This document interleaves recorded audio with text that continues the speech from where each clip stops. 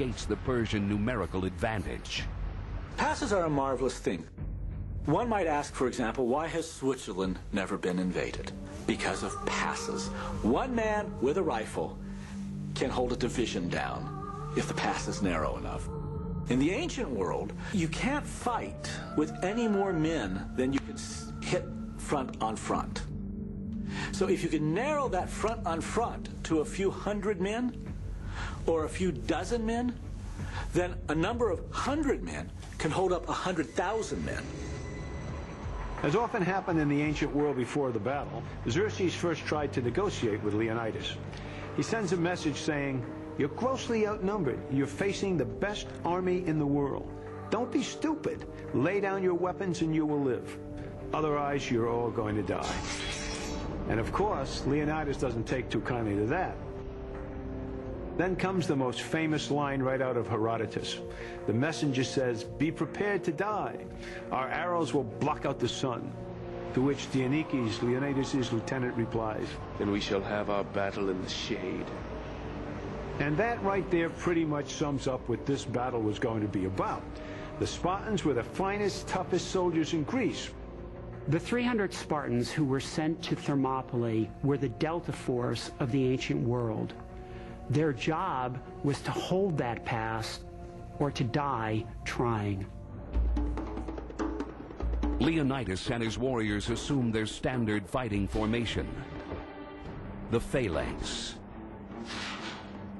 The Spartans fought in platoons of 8 men across, 4 men deep, shoulder to shoulder, with one person kind of peeking underneath the other fellow's to his right shield. So you have a shield wall in front.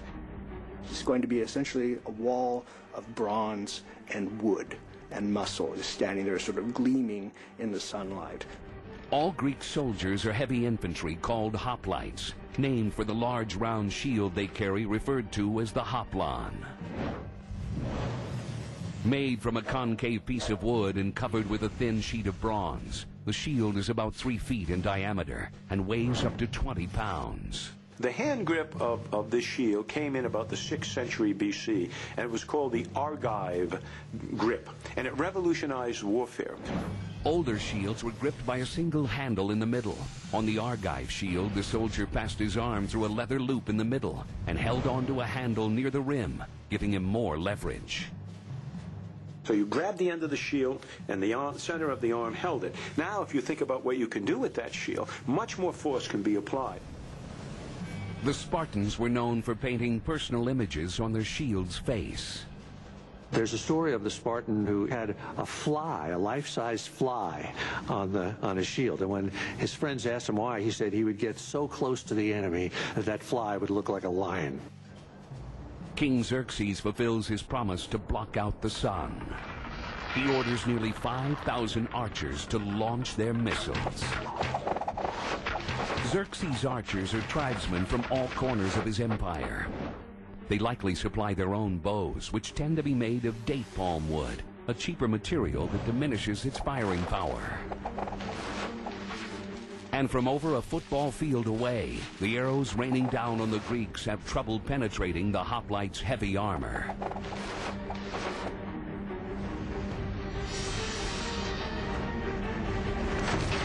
The arrows are bouncing off shields, bouncing off helmets, doing almost no damage. Largely because unless you took one in the eye, there's almost no place where an arrow could penetrate.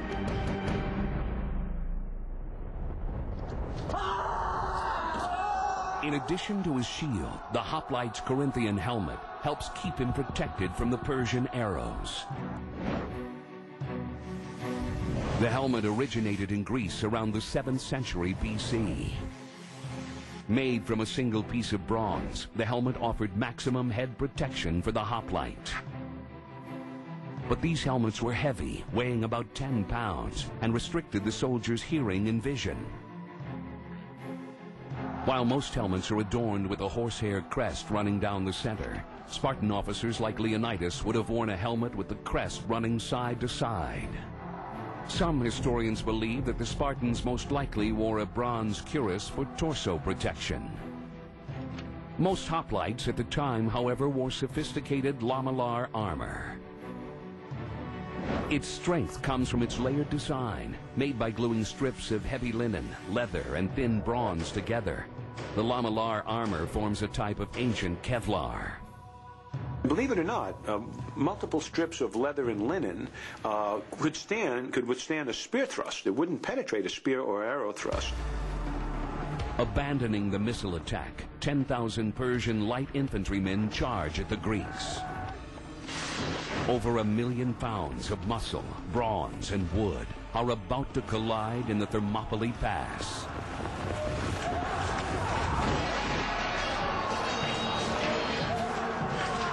Inevitably, this mass crashes into the Greek phalanx, and it just doesn't move. I mean, it's just too heavy, it's too thick.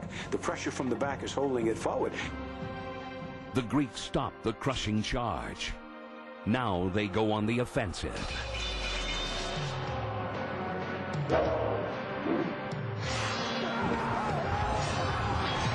Fighting in their disciplined phalanx, the front two lines launch a coordinated spear attack from above and below the shield wall. The hoplites' primary weapon is the dory, a 6 to 9 foot long spear. About 2 inches in diameter, the 2 to 4 pound dory features a deadly iron spearhead. On the back of the spear is an iron butt plate, which provides balance and gives the hoplite a second weapon with which to kill. First clash, spears come down and the spears come up from underneath, and the cries and the blood is everywhere. It would probably killed 1,000 men, and most of the wounds would have been fatal. They would have been delivered to the chest or the face. The hoplite's secondary weapon is the Xiphos, a 2 to 3 foot long double-edged iron straight sword, made specifically to thrust and hack at the enemy. But the Greeks would only use this if they lost their spear, or if the phalanx broke rank, which did not happen often. The fighting rages on and off for most of the day. What mostly happens is what we call battle pulses.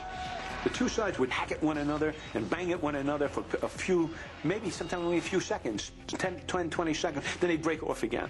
Okay? Maybe the other side would drop back a little bit and these guys would move forward again. So it was not a continuous battlefield experience. It was not a continuous combat. It can't work that way. The Persians are easy targets. They wear little or no armor and carry flimsy wooden shields. The Persian light infantry are not designed for this kind of battle. They're built for speed, to attack disorganized tribal armies on the open plains of Asia. Stuck in the narrow pass, the Persians are unable to maneuver. They also cannot utilize their cavalry.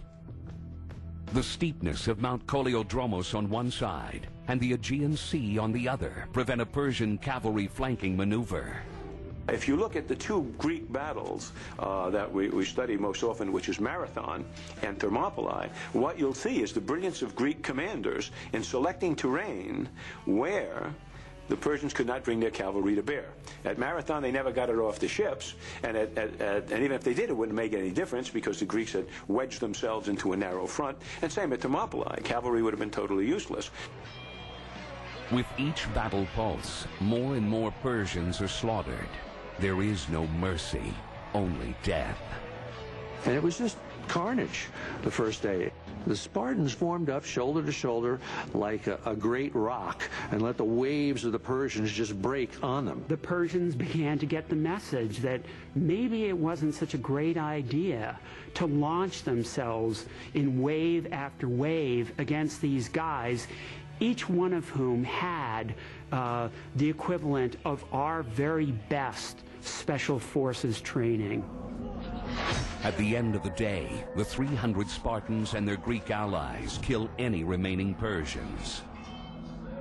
Leonidas understands the tactical situation, and after the first day of fighting, he understands I've won exactly what I set out to do.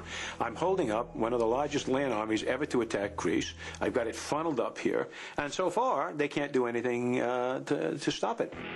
But at the same time the land battle is being fought, the Persians are trying to gain access to the rear of the Greek defenses. By sea, a great naval battle between the Greeks and Persians is bloodying the Artemisium Strait.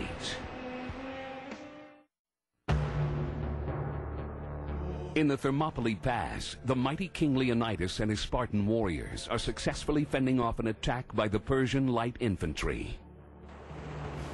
At the same time, off the coast of Thermopylae in the Artemisium Strait, a battle between the Persian and Greek navies is about to erupt. If you think of the Battle of Thermopylae in strategic terms, if you have a military mind, the first question you're going to ask is, yeah, the Spartans could hold this line here, but what about